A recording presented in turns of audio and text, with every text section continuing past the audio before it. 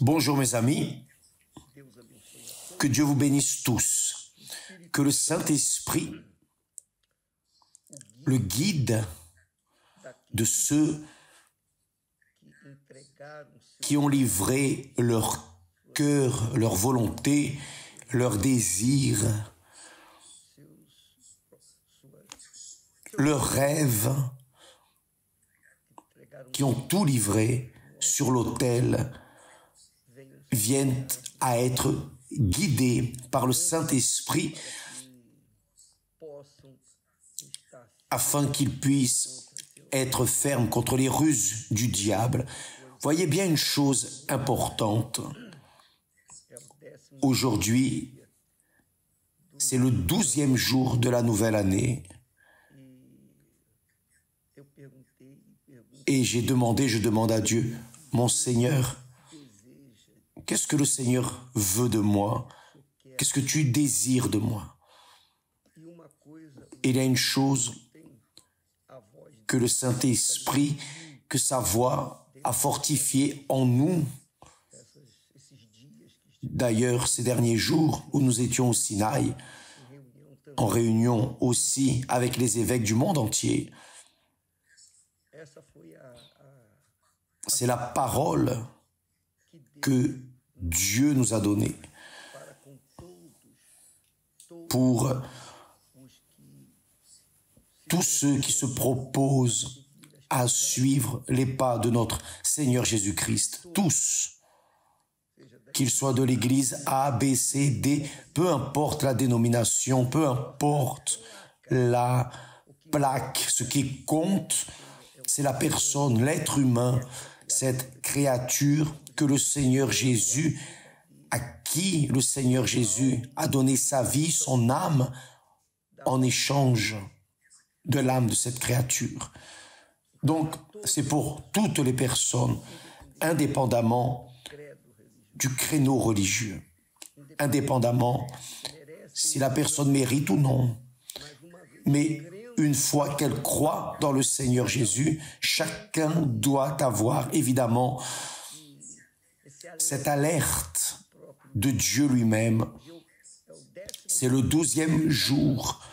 11 dits se sont déjà passés. C'est le 12e. Vous voyez que les jours filent. Donc, voyez ce que le Saint-Esprit dit à travers son serviteur, l'apôtre Paul. Mes frères, au reste, fortifiez-vous dans le Seigneur et par sa force toute puissante. Fortifiez-vous dans le Seigneur, c'est-à-dire appuyez-vous dans le Seigneur et par sa force toute puissante, évidemment, dans le Saint-Esprit. Ensuite, il dit, revêtez-vous de toutes les armes de Dieu, afin de pouvoir tenir ferme contre les ruses du diable. Car nous n'avons pas à lutter contre la chair et le sang, c'est-à-dire nous n'avons pas à lutter contre l'être humain. Nous avons à lutter contre les dominations, contre les autorités, contre les princes de ce monde de ténèbres, contre les esprits méchants dans les lieux célestes. C'est-à-dire, le Saint-Esprit dit que notre guerre quotidienne, la vôtre, la mienne, de chacun d'entre nous, est contre des forces spirituelles du mal. Donc, lorsque nous regardons une personne comme un ennemi, en réalité, elle n'est pas notre ennemi. Notre ennemi, nos ennemis, sont ceux qui sont derrière cette créature. C'est ceux qui utilisent cette créature pour essayer de nous faire mal. Donc, notre guerre n'est pas contre cette personne. Notre guerre est contre les forces de l'enfer et elles sont spirituelles. Votre guerre, ma guerre, notre guerre constante, 24 heures sur 24, nous devons guerroyer. 24 heures sur 24, nous devons être fermes en Jésus, qui est le rocher.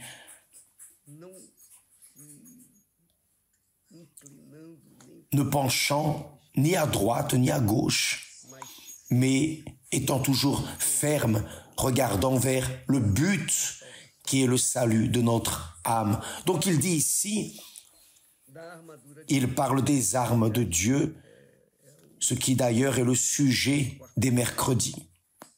Nous avons commencé avant-hier et nous allons donner suite afin que les personnes viennent profiter de ces armes spirituelles pour pouvoir résister aux mauvais jours. Donc, le Saint-Esprit dit, c'est pourquoi prenez toutes les armes de Dieu. Nous avons vu et nous voyons que l'église d'Éphèse, à qui Jésus a adressé la lettre, écrit à l'ange de l'église d'Éphèse. L'ange de l'église d'Éphèse était un homme de Dieu. Il prenait soin de l'église d'Éphèse. L'église d'Éphèse était la plus forte. D'elle sont nées les autres églises, les autres 6 églises. Donc, elle était une église forte, puissante, sauf que l'ange de l'église d'Éphèse, malgré son intense travail, ses luttes, malgré ses faits pour Jésus, même ainsi, cet ange était tombé, même en ayant été rempli du Saint-Esprit. L'ange de l'église d'Éphèse est tombé. Saviez-vous cela? Oui, c'est écrit. Jésus a dit, souviens-toi donc d'où tu es tombé. Souviens-toi donc d'où tu es tombé. Il était par terre, mais il continuait à faire des œuvres, il continuait à prêcher l'évangile, il continuait à être, disons, en train de craindre Dieu. Sauf que, à un certain moment, il a laissé le premier amour. Il a abandonné le premier amour. Il a focalisé les œuvres, c'est-à-dire les dons. Il a focalisé les dons de l'Esprit et a oublié le fruit du Saint-Esprit, qui est l'amour, le principal. Et c'est ce qui se produit beaucoup ces derniers temps. Et cela va continuer à se produire. Parce que beaucoup se glorifient de ce qu'ils ont fait pour Jésus. Mais en eux, ils ont laissé leur premier amour. Vous savez, le premier amour, on a déjà beaucoup parlé ici, mais le premier amour, c'est le premier amour. Le premier amour ne s'oublie pas. Vous rappelez-vous de votre premier amour, votre premier petit ami, votre première petite amie? Vous rappelez-vous?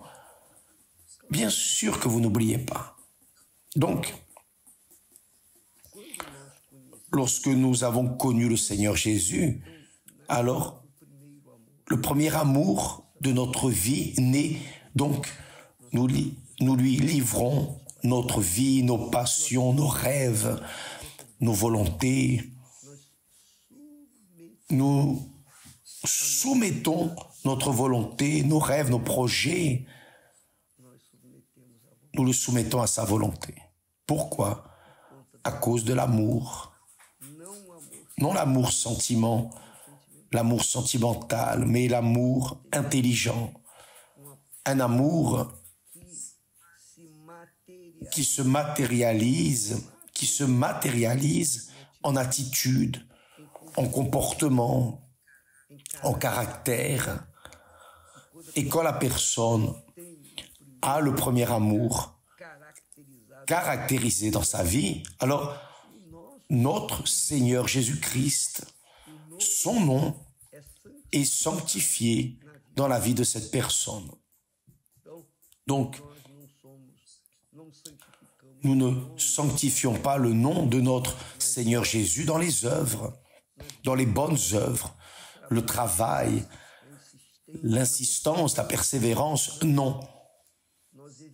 Nous mettons en évidence notre amour envers Jésus dans notre caractère, dans notre soin, notre attention pour ne pas éhonter le nom du Seigneur Jésus. Car nous professons, bien ou mal, tout le monde qui se dit chrétien professe la foi en Jésus. Mais professer la foi n'est pas suffisant. Vous devez avoir le caractère chrétien. Vivre dans la vérité, vivre en accord avec le caractère que le Saint-Esprit nous donne.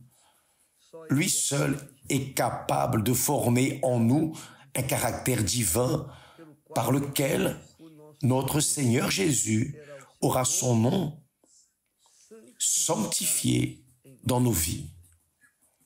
Vous rappelez-vous, par exemple, quand la mère, le père a un fils, une fille qui va bien à l'école, qui est, disons, un enfant qui honore son père, sa mère, parce qu'elle ou il va bien à l'école, a un bon comportement éthique.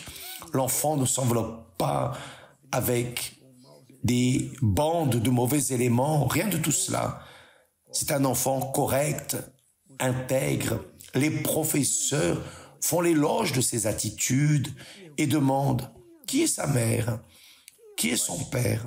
Ah, donc les professeurs voient qu'elle a une bonne éducation, qu'il a une bonne éducation, un autre esprit que ceux qui sont en train de faire du désordre. Bien, Jésus veut être honoré ainsi dans votre vie, dans ma vie, dans notre vie, bien plus que lorsque nous disons « Ah, je crois en Jésus », plus que d'avoir des œuvres, parce que, en termes d'œuvres, l'ange de l'église d'Éphèse avait beaucoup d'œuvres merveilleuses.